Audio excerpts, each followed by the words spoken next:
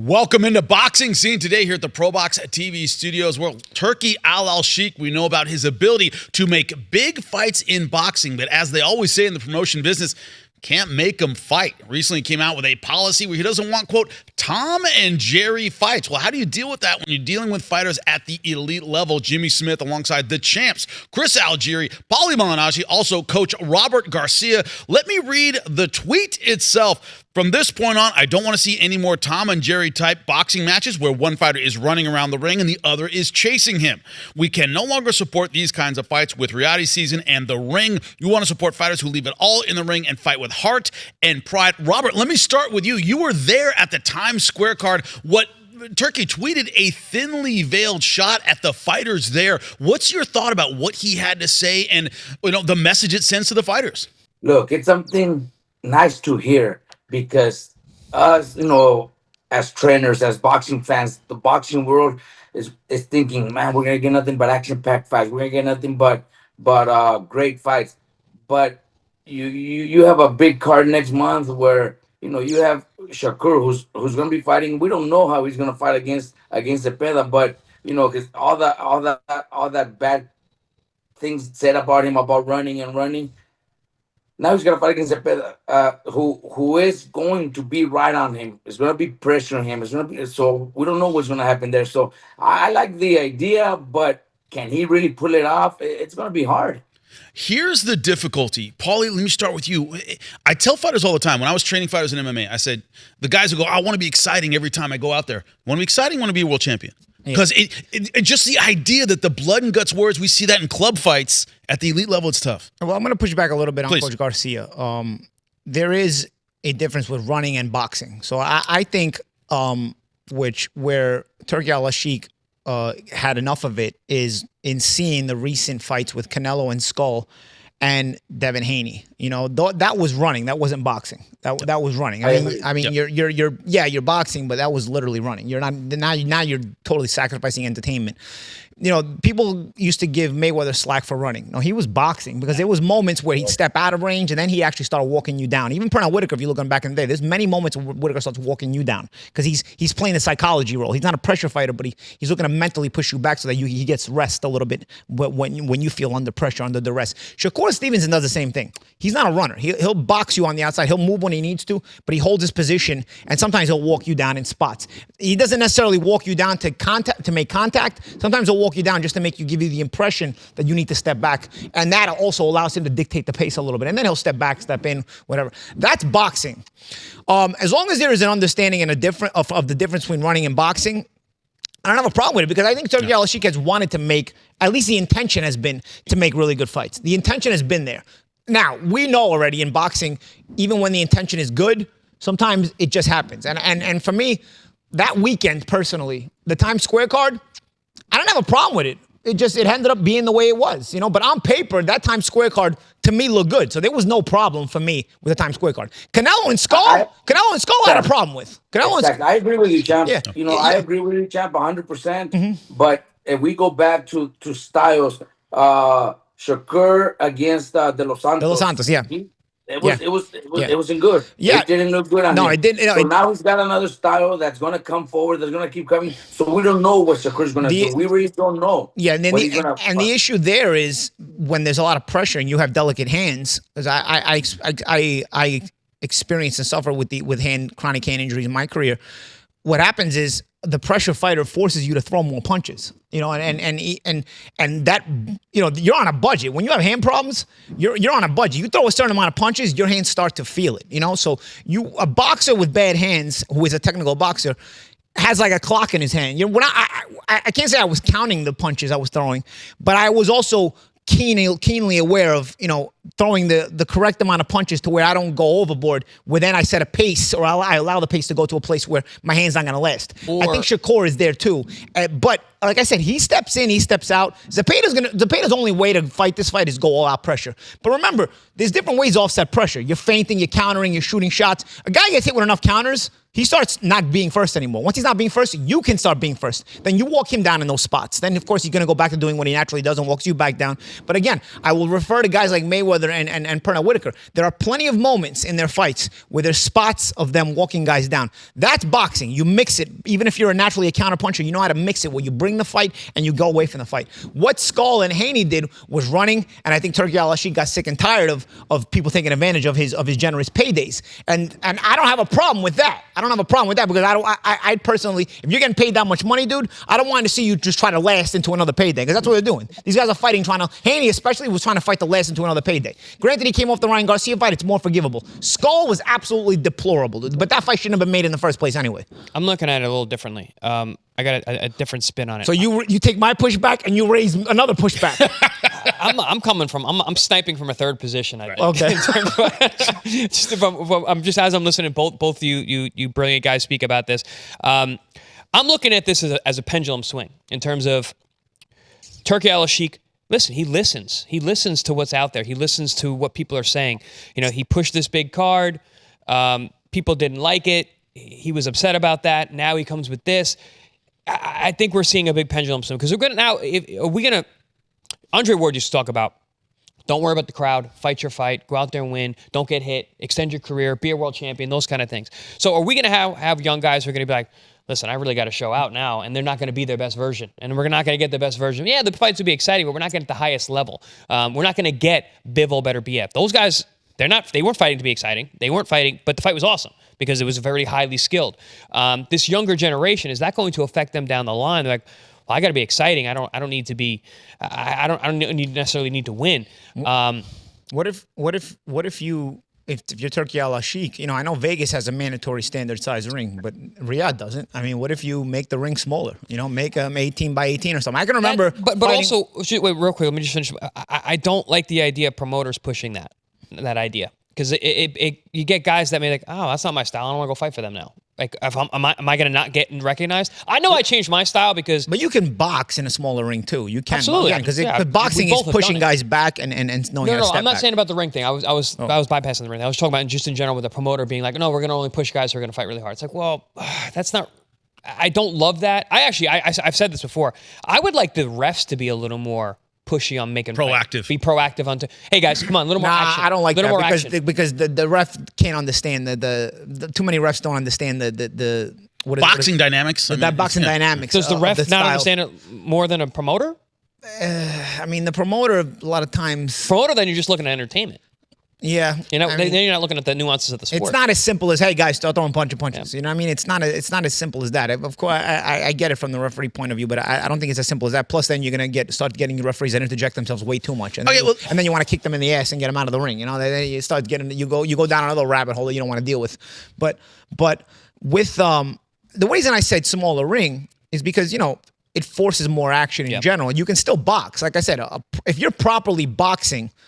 And not running, there are moments where you're pushing your pressure opponent back in spots, and then with no contact, and then he's pushing you back, obviously, most of the time. But, you know, by you having that give and take psychologically and physically, you're still able to box your fight. I can remember fighting Juan Diaz in Houston. They gave me a small ring in that fight. You know, that was his hometown and everything. If you look at the punch stats, I threw more punches than him at the end of the fight. And the whole talk about was Diaz's punch output is way too high for Paulie, who doesn't punch hard enough to hold him off. So, you know, I was able to still box and fight because you're mixing the spots correctly. I think Shakur is such a good boxer that even in a smaller ring he can outbox a pressure fighter. Well, if you understand angles, then yeah. If you understand angles, then again, the psychology is stepping in when I need to. You know, if I draw a feint or I make a move and you take a step back, I'm going to occupy that space. Doesn't mean I'm going to occupy that space to engage, but I'm going to occupy that space. Now you have to make a decision. Are you going to keep stepping back? Because once I occupy that space, I may throw a jab, I may drop another feint, I may look to throw a combination, or I may do nothing. I may just occupy that space. And just me occupying that space makes you take another step back. Even if you're the pressure fighter, you're now looking to reset. But pressure fighters, when they don't land, and this is something that people don't understand. We've talked about this before with range. But also, if you got a guy in front of you, mentioned Pernell Whitaker earlier, like he's standing in front of me, making a miss. And people talk about Floyd as a runner as out of control because the guy didn't move that much. So he's in front of you, making you miss. He's countering you, he's checking you. When you got a guy who's super reactive and is twitchy, and everything that you throw, he counters, it makes you punch less. Yeah. And the fights become slower pace. So a guy like Shakur who can do that, we're going to see how many punches Zepeda really throws in this fight. Because he's going to have somebody in front of him that's basically going to be a ghost. Yeah. And now you got to deal with missing and getting countered. Remember, that's how he got dropped against Farmer. He missed and he got countered and went down. That guy's not supposed to be able to punch and drop him. Oh, guess what he did? That makes the puncher punch less. I'm really curious to see how it's going to go. But again, we're going to get to that point where it's like, Shakur is so good, he completely disarms guys. And it drops the number of punches thrown in the fight. It makes the fight, quote unquote, more boring. But how do you figure that out? But that's the thing. I think that's where I wanted to go to next. I think people are taking what Turki Al-Sheikh just said and pointing it at Shakur. Nah, dude. He's not pointing at Shakur. He's looking at what just happened with Skull and Haney, and he's like, buddy, I'm not paying for this crap again. Like, I don't know that he's actually looking at Shakur, because I've seen some comments where people are saying, oh, now how's Shakur going to box? Shakur's going to box the way Shakur boxes. Yes. You know what I mean? That's the way he boxes. He's an Andre Ward disciple. Because he doesn't run. You know, and go ahead. One more thing. Let me bring this up. Do you Please. guys also agree that having their next fight already set up and already have the numbers of how much they're making, they're going to be making 10, 12, 15 million dollars? Don't you think that also could affect, even Crawford, when he fought Madrimov, he didn't have his best performance. It was a very tough fight. Maybe he already knew he was fighting Canelo next, and he went and did enough just to secure the win. I think Canelo against Skull, he didn't want to pressure too much because he already knew the big fight's coming. Same thing with Devin Haney. He secured that win because he already knew $20-30 million against Ryan Garcia. I think that also affects. Coach, Coach, you're right. That's a great point. Coach, you're right, and that's why I said earlier about win and survive to the next big payday. Yeah. You know what I mean? That's why they're taking that approach. Get the wins. I don't think Crawford and Madrimov. I think Madrimov was legitimately dangerous. Unlike tougher than Crawford expected. Unlike Skull with Canelo, where everybody knew it was a joke of a fight, and he still bought it. That's on him that he still bought that fight. But with Crawford and Madrimov, listen, you're talking about a world champion with tons of amateur experience who's a naturally bigger weight class than Crawford has ever fought before. So, Crawford had to dictate according to his ability as a natural lightweight going up to the junior middleweight division. When it came to Ramirez and Haney, listen, I'll give Haney the benefit of the doubt only because he was coming off the PTSD stuff with the Ryan Garcia, right, where you got hit with those big shots and he was doped up and all this other stuff. But Ramirez is dangerous. Ramirez is dangerous, but he also didn't want nothing to do with it. But maybe that's your first fight back. You don't want nothing to do with it. Yeah. But let's see, because we've seen Haney run and we've seen Haney box well. I do like that Turki Al-Sheikh said this so that Haney now says, okay, you got your fight out of the way. You got that one out of the way. You ran all over the place. But this is not going to be accepted. Going forward, this will not be accepted anymore. Right. But I still say, make the ring a little smaller. Here's what I'm curious about, and let me throw this to you, Chris. Look, for the Times Square card, he booked 3 guys. Teofimo Lopez, known for his inconsistency. Sometimes he's there, sometimes he's not. You book Ryan Garcia after a positive PED test, all stuff going outside of the ring. Didn't know how he'd look. Devin Haney coming off a rather humiliating loss where he's knocked down 3 times. But it wasn't a loss. What's up? But it wasn't a loss. But it wasn't a loss. It ended up being a no contest. But my point is, Chris, can you speak to, hey, you booked 3 guys with big question marks around them, and it didn't work out your way, but there was a reason why all of us were kind of going, hey, I don't know what we're going to get out of these guys at the moment. So promotionally, you booked 3 guys with big question marks. Well, I think it was that particular fight night was more of an event than fights. Because it was a very cool event. We're going Times Square. We're outdoors. It's never been done before. We got 3 huge names. And I think when we first talked about the show, I said, listen, I love all of these fighters. I don't like these matchups. I like the matchups. I know you say that. I didn't. I was like, I like every one of these fighters. I'd rather see them tussling with each other rather than these other guys.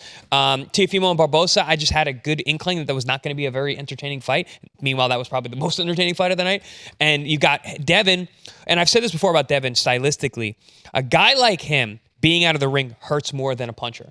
He needs his timing. He needs his rhythm. He needs to be out there. And he had a dangerous puncher in front of him. That's why a lot of people, Mikey Garcia, your brother, was saying, Devin Haney picked the wrong guy because now he's coming back with a puncher, which is maybe why Devin fought the way that he fought. He's got to find his rhythm. He's got to find his timing, but he can't take a risk with a guy who can change the fight with one punch. So we got that version. It was of Devin. win now and look good next time. Correct. I don't think Devin's normally fights like that. I don't think that's the new Devin Haney. I don't think Devin is gun shy, and that's what we're going to have to deal with now. I think it was a circumstance because of that matchup. And then with Ryan, he just shit the bed.